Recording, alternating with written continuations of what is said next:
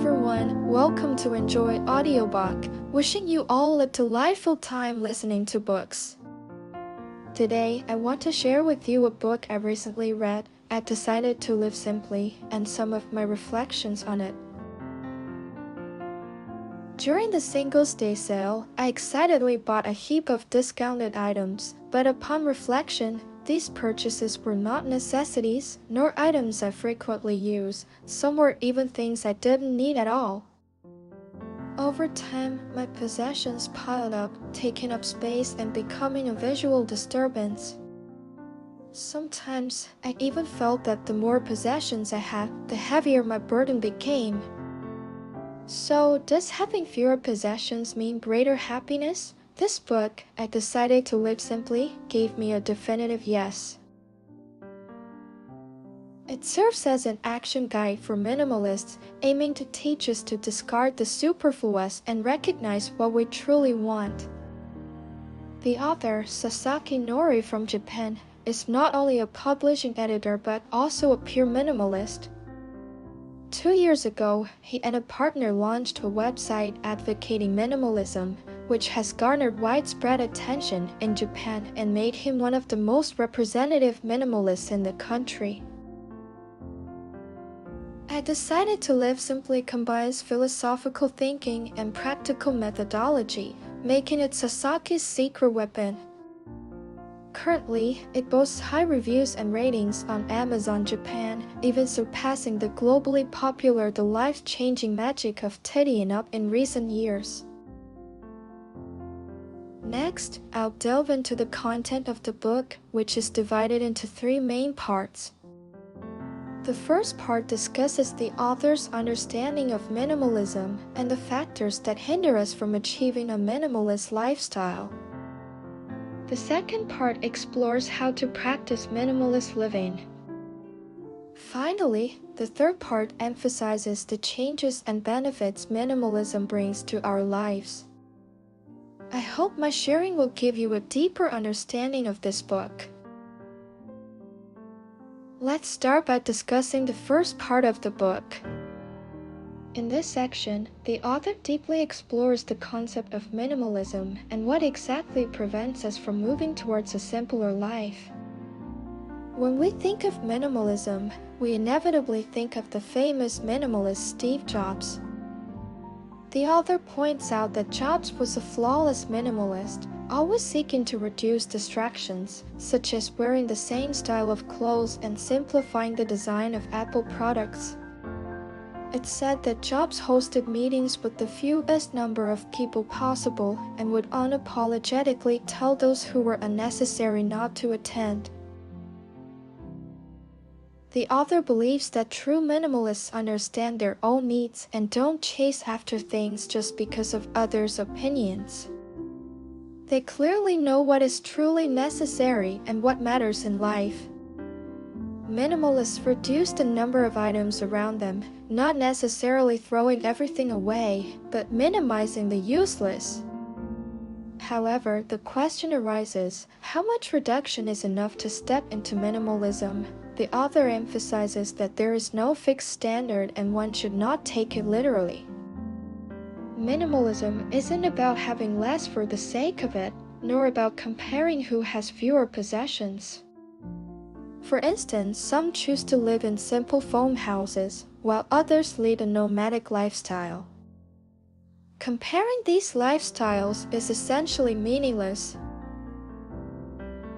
Now, let's look at what hinders us from finding the real things in life. First off, the social environment plays a significant role. We're living in an era of information overload, bombarded with a plethora of junk information. An excessive attachment to this information can lead to a decrease in intelligence, while an over-reliance on online social interactions can introduce problems into our lives. The author believes this is because the human brain is still operating as it did 50 years ago, while technology has advanced rapidly, leading to an overload of the brain. Besides the social environment, human adaptability is also a factor. While adaptability is beneficial in adverse conditions, in everyday life, the habits it brings can reduce our satisfaction with what we achieve. Therefore, to truly pursue a minimalist lifestyle, adjustments need to be made both in terms of the social environment and individual adaptability. A large part of why people feel dissatisfied is that the initial joy of achieving desires fades over time, and we gradually get used to past joys. This habit slowly evolves into a sense of entitlement. Take a toy ring given to a little girl, for example. She might be thrilled at first, but soon she may grow tired of the toy ring and start seeking a more real ring, then a more expensive than gold ring. This cycle continues, and even if she eventually gets the most expensive, unique ring, she will still end up feeling bored. In pursuit of greater happiness, people fall into a vicious cycle of never being satisfied, never being truly happy. In this cycle, people fail to find what is genuinely real. On the other hand, social psychology also hinders our ability to find real things. Since humans have always been social animals, individuals feel lonely when isolated from society, and this loneliness acts like an alarm, urging people to quickly return to the group. To survive in a group, individuals must demonstrate certain values. Humans naturally desire to show their self-worth, but some values require long-term interaction to display. Thus, people use external objects to express or hint at these inner values. However, many mistakenly view these objects as extensions of themselves, leading to an accumulation of more and more possessions, consuming a lot of time and energy to manage, and gradually causing them to lose themselves.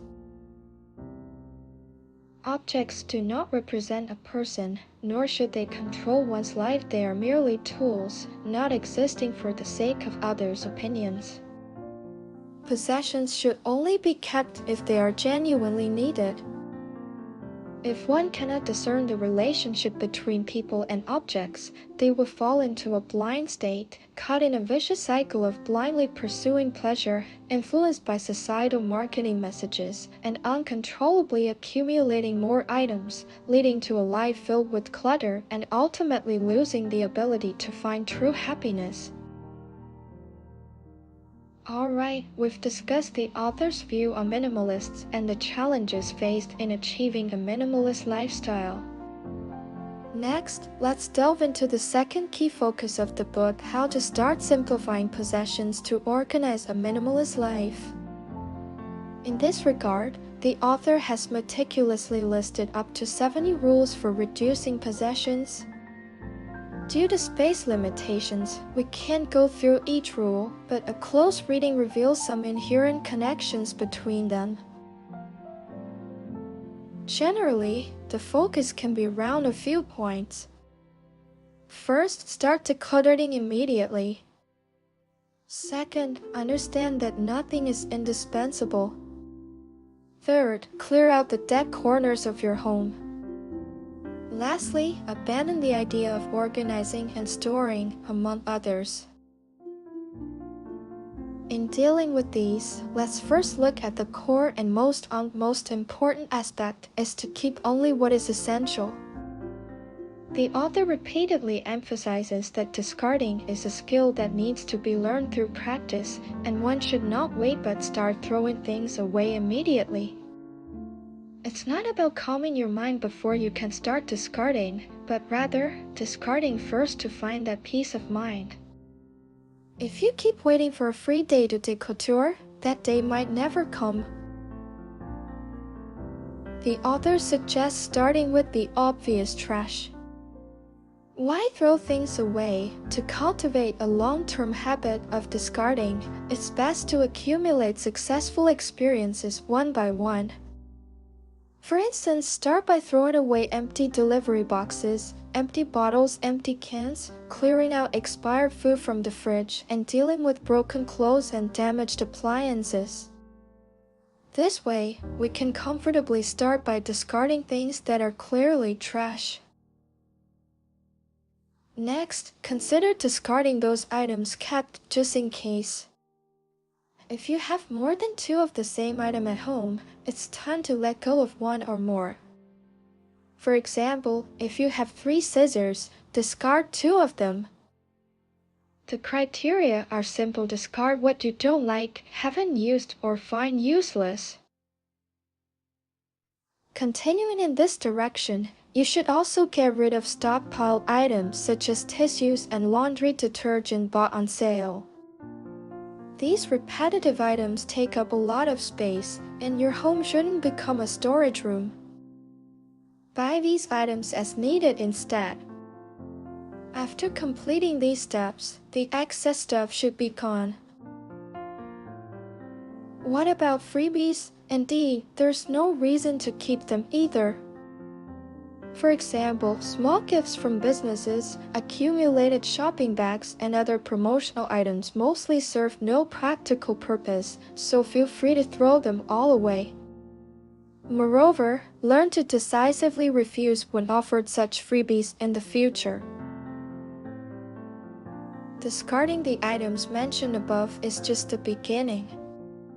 Next, you need to deal with those expensive, seemingly useful items. For instance, discard items bought out of vanity. People with a certain economic base always hope to showcase their self-worth through possessions. Reflect on whether you really need or like an item, or if it was purchased to show off and satisfy your vanity. Items bought out of vanity consume a lot of your energy. For example, discard the designer watch and pen bought to look stylish, or the professional outdoor gear purchased just for an occasional social media post. There are also items that might be difficult to decide whether to discard. The author provides some criteria, such as discarding anything not used in a year. If it's a blanket you will definitely use next winter, a down jacket you wear every year, or a swimsuit you'll wear next summer, keep them.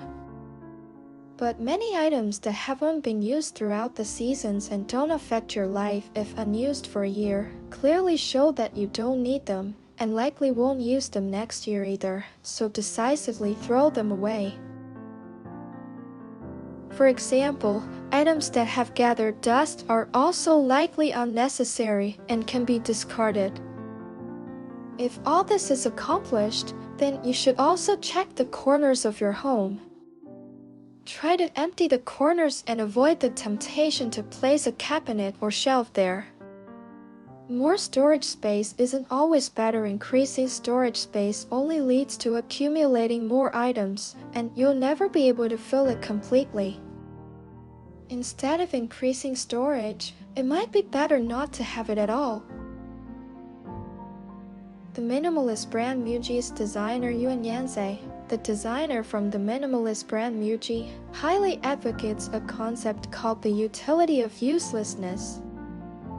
This is a philosophy derived from Japanese Zen, suggesting that the emptier a room, the more comfortable our minds feel. Furniture and storage items are often enemies of freedom.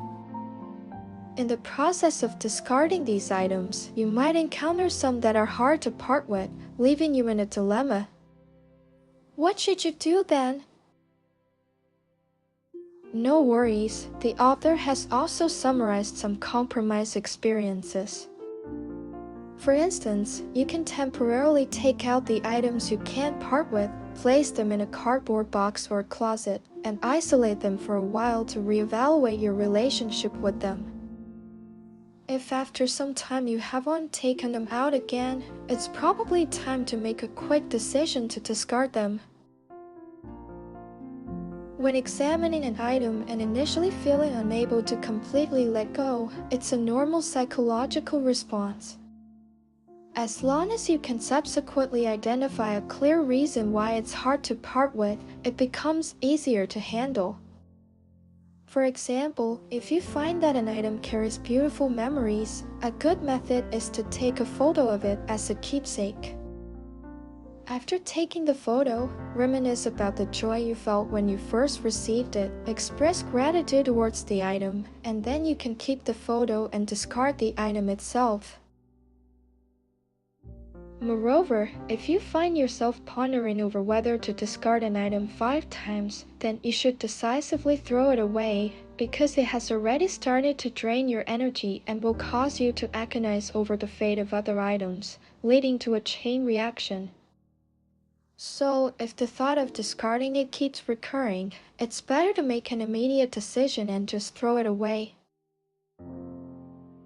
If some items are valuable, consider putting them on a second-hand sales website. This not only allows you to recoup some money, but also, during the process of taking photos and filling out forms, continuously reminds you not to make the same mistake again. Alternatively, you can donate these unwanted items to a charity or leave them beside a trash bin to help those who might need them. Thus, the author repeatedly reminds us to always remember that the core of minimalist living is to keep only what is necessary and be determined to discard everything else. Discarding items will free up a lot of time for you to arrange your life and gain abundant energy to spend on things you truly enjoy. Now that we've covered the author's advice on discarding items, let's talk about the third aspect of the content. After fully embracing minimalism, what kind of changes can occur in our lives? The minimalist philosophy can bring about real and profound changes. For instance, the author of the book is one of the beneficiaries. By discarding items and transforming himself into a minimalist, his life has improved significantly. The most direct change is that he has more time in his life. He saved time spent shopping, queuing for limited editions, paying attention to junk information, and searching for items. He even reached the point where he could pack up and move at a moment's notice. At the same time, he gained ample time to relax and contemplate his life. Another change is that he now has abundant energy. With fewer things to worry about, his life efficiency has increased, and naturally, he has more energy. He can immediately do whatever he wants, wherever he wants, turning himself into a person of action. Besides giving 12 talks across Japan, the author also tried scuba diving yoga, starting a website, writing books, and even confessing his feelings to a girl he had secretly admired for many years, experiencing many firsts in his life. His life became much more interesting, and through these attempts, the author made many good friends and gained a lot of positive experiences. Hello again, everyone! Continuing from where we left off, let's delve deeper into the personal transformations the author experienced through minimalism. On an emotional level, the author found a profound sense of inner peace because there was no longer a need to prove his worth or care about others' opinions.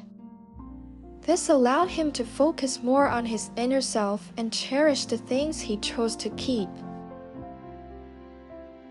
Interestingly, when entertaining friends, the absence of a TV and other distractions meant that gatherings were centered around simple activities like drinking tea, which surprisingly enriched their conversations. The author compares this appreciation for a tranquil, ordinary life to the ducks in the pond outside the Tokyo National Library. These ducks aren't trying to be flashy or show off, they simply go about their daily routines, experiencing quiet happiness in their own way. This inner tranquility, the author notes, ultimately contributes to long-term physical health, which is one of the greatest benefits he has gained from living a minimalist lifestyle. Now you might wonder, did the author find the happiness he was seeking? The answer is a resounding yes. Not only did he experience happiness, but he also came to enjoy the simplicity of his days, never wishing to return to his previous cluttered life. The author believes that we don't need to become happy, rather, we need to feel happiness. The minimalist lifestyle helps us discover what is most real and allows us to focus more on our inner selves, thus deepening our experience of happiness. With that, we've covered the main content of the book. Let me briefly summarize for you. The book is divided into 3 parts. The first part discusses the author's view of minimalism and what hinders us from living a minimalist life. He argues that minimalism is essentially an attitude and philosophy, not about having fewer possessions than others. The minimalist attitude is all about eliminating unnecessary things and quickly identifying what truly matters.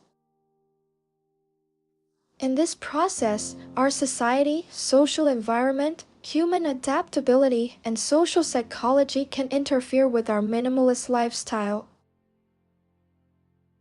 The second part offers advice on how to simplify possessions, emphasizing that it's never too late to start. But don't wait. Begin by discarding inexpensive items you don't need, like spare items and shopping freebies, and then move on to items purchased purely to satisfy vanity. The author advises against having too much storage space in the room, as it encourages hoarding. If you find yourself hesitating over an item more than 5 times, it's a clear sign to decisively throw it away. The third part discusses the changes minimalism brings to life, such as more freedom, higher efficiency, abundant energy, inner peace, and better health. Through these improvements, the author found the long-lost sense of happiness he was searching for. After listening to this book, you might be inspired to try out the minimalist lifestyle starting tomorrow. That's all for today's content. Congratulations on completing another book. Thank you all for your support and attention. Please subscribe to enjoy audiobook like this video and share this valuable knowledge with your friends. Let's combine wisdom with practice to achieve our financial goals and create a better future. Thank you everyone, and I'll see you in the next episode.